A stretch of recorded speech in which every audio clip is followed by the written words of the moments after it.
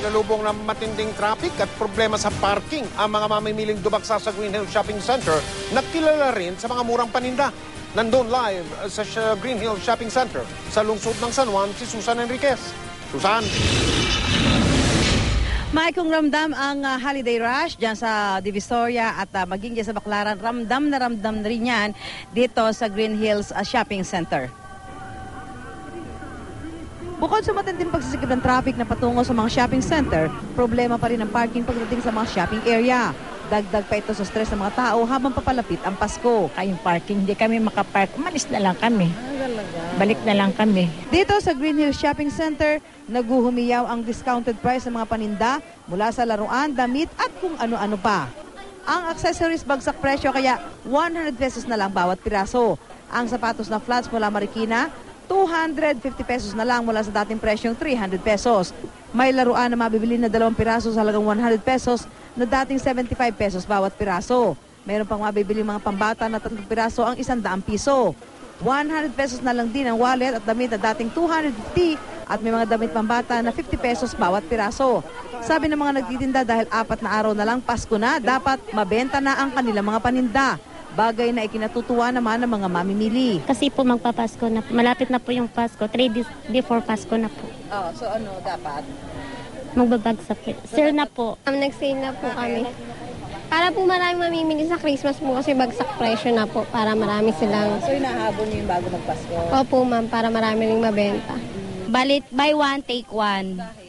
Dahil ano siya, promo namin siya ngayon, ma'am. Mas mura siya kasi mas gusto ng mga tindero na nauubos agad yung paninda nila, di ba? Yung iba naman dahil nga huling weekend na bukas bago ang Pasko, sadyang na-stress na daw sa pamamili ng mga regalo. Na-stress po kasi po ngayong araw para pong ang dami pong tao na namimili, nagsha-shopping. Para nga po sa darating na Pasko. Ikot lang kayo ng ikot. Tignan nyo to, mga ganda, 50 pesos lang, affordable. Diba? So kailangan lang magtiyaga. Yes, magtiyaga ang sikreto. Dahil inaasahan ang pagdagsa ng tao ngayong gabi dito sa Green Hills Shopping Center dahil ito nga yung huling weekend bago ang Pasko, matindi pa rin ang pagsisikip ng daloy ng trapiko doon sa magkabilang panig ng Ortigas sa tapat itong Green Hills Shopping Center. Itong pagsisikip na ito ay mula kanina pa nung dumating tayo at ito naman ay dahil lamang doon sa volume at dito naman sa loob, extended yung oras na pagtitinda sa loob ng Green Hills hanggang alas 11 ng gabi habang ang Tiangge naman na narito po sa aking likuran ay bukas hanggang alas 12 ng hating gabi ngayong araw na ito. Mike? Lilinawin ko lang yung pinakita mong kuha kanina, yung live sa Ortigas sabi niyo kung pwede natin ibalik, Susan, yung daloy ng mga sasakyan. Yes, yung Mike, kung saan mabagal ang usad ng mga sasakyan, saan papunta yan? Papuntang EDSA ba yan o papuntang San Juan? Yan, nakikita mo yung nakatigil halos? Ito nakikita mo, Mike, na yan, nasa TV screen natin. Yan yung mga papunta ng Gilmore.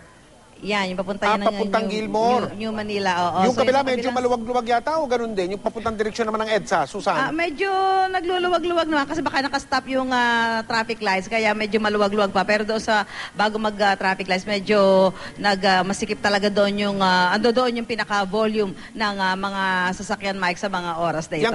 Yan nakukuha natin yan, mga likuran ng mga sasakyan na nakaturo sa direksyon ng Gilmore. Hanggang makalampas yung traffic light dyan, malapit sa may kanto ng Wilson, yung papasok ng Green Hills Shopping Center. Hanggang Gilmore ba? Ganyan ang usad ng traffic, Susan?